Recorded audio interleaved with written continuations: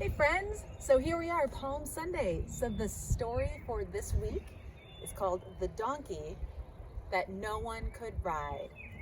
Aw. Anthony DeStefano. I've got my palm. The Donkey That No One Could Ride. There once was a donkey, young, weak, and small, so weak he could carry nothing at all. Even when children sat on his hide, he'd wobble and tumble and fall on his side. No matter how much he tried or he cried, this was a donkey that no one could ride. He couldn't haul stones, he couldn't dig ditches, or carry rich men with their big bag of riches. He couldn't pull carts with huge bales of hay, just lifting a feather would make his legs sway. No, this donkey was useless, no good at all, too puny, too shaky, too scrawny, too small. Now the donkey's owner was quite mean and tough. He said to the donkey, "I've had quite enough." He pointed his finger and said with a huff, "You can't lift a person, no matter how light, so take your things and get out of my sight. Go away from here, donkey, go away and just hide. What use is a donkey that no one can ride?"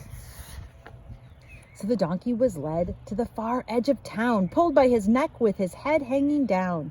He was tied to a post on a small dusty road and left all alone while his tears overflowed, left all alone and wondering why. He was born to be weak and born to be shy and born to be frightened and born to cry.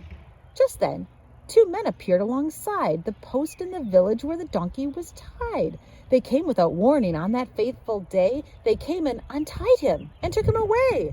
The donkey was frightened. He said to the men, "Where are we going?" And then said again, "Where are we going, and what about me? Please leave me alone. Just let me be." "Keep quiet," the men said. "We mean you no harm. Just follow us quickly. No cause for alarm." They walked on for miles and miles until they got to a town at the foot of a hill. At the foot of the hill stood a man, tall and thin, wearing a cloak and a beard on his chin. He had eyes that seemed sad and longish dark hair and a voice soft and gentle that floated on air. He said to the donkey, "It's time that you knew about the great thing that you're destined to do. You'll carry me into the city, we two. Into the city, I'll ride atop you."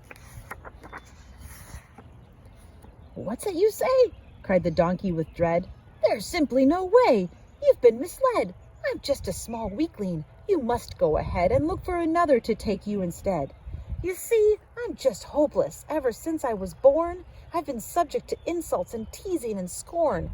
My back's somewhat crooked, my legs aren't strong, and I'm just a big failure who does everything wrong. Won't you believe me?" the sad donkey cried. "Just leave me alone and cast me aside. I'm just a poor donkey that no one can ride."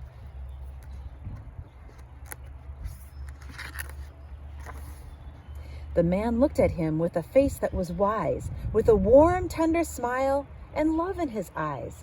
And then in a calm and mysterious way, he opened his mouth and he started to say, "My help is enough. It's all that you need. It's all you require in life to succeed. The weaker you are, the more strength I give. I'll be there to help you as long as I live. I know you feel tired and frightened and broken, but do you believe these words that I've spoken? Do you believe? I ask you again. Do you have faith I can heal you, my friend?" For some reason, the donkey was sure that he knew.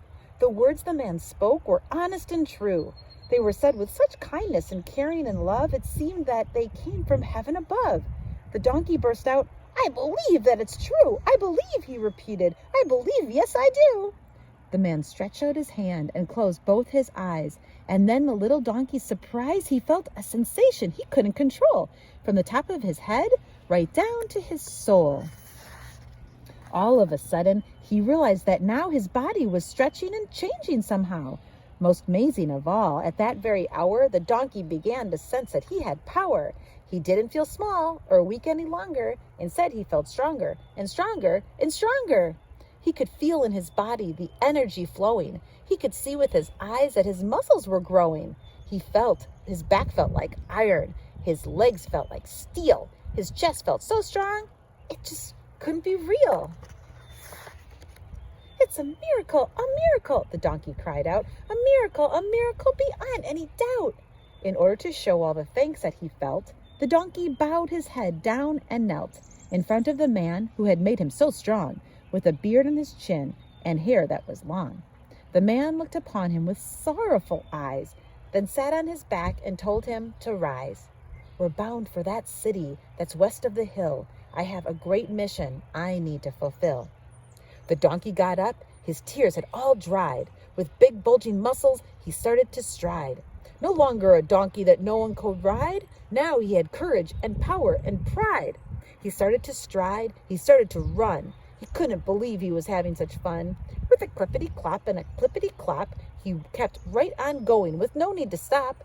But as they drew near to the gate of the town, the donkey could hear a very strange sound. The curious noise made him perk up his ears. What could it be? It sounded like cheers. Soon crowds of people came into sight. Shouting and waving their arms with delight, they were cheering the man and giving him praise, yelling hosannas and crying hoorays. It was amazing to see the love they expressed. They called him a prophet and said he was blessed. In front of the donkey, they threw with their arms flowers and garments and branches and palms. They laid all these down and started to sing, calling the man a savior and king. The donkey was happy. Gone were his tears. Never had people sung in his ears. Never was there a moment so sweet as carrying a king with palms at his feet. And all his life after, the donkey rejoiced that the king had made such a wonderful choice. To help with the greatest mission of all, the king used a donkey, young, weak, and small. The end.